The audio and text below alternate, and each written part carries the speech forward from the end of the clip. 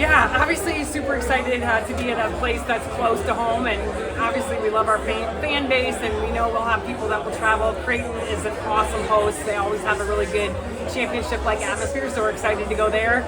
Other than that, we don't know a ton about Utah, but I've known Beth for a lot of years. She's one of the best in the business, so I'm just looking forward to getting to know what makes Utah good.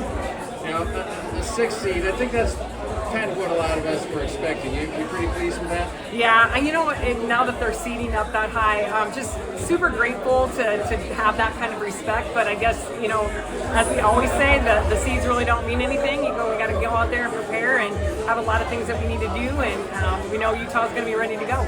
The fact that you're not traveling further away, not like Louisville again, being a few hours away in Omaha, how big of a factor is that? That is huge, and for two reasons. One, like I said, with the fans being able to travel, but for us, Thursday's a quick turnaround time, so to have only going 3.5 hours versus 8 hours is absolutely huge. Not having to get on a plane, sleeping maybe one more night in our own bed. So that's a huge advantage in my mind to be able to be that close.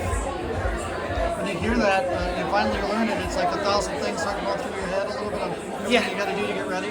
Well, first of all, it took forever, be in the last quadrant for sure. So, when we talked about that, it's so much anticipation built up to it, and then it's just a crazy race after that. There's so many things that go in to being prepared, and the biggest thing is you want your team prepared, but there's a lot of logistical things that have to happen for sure.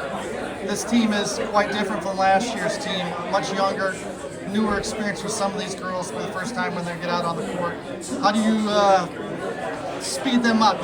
Not speed them up so they're playing too fast, but speed them up so it's not the moment's bigger than when it.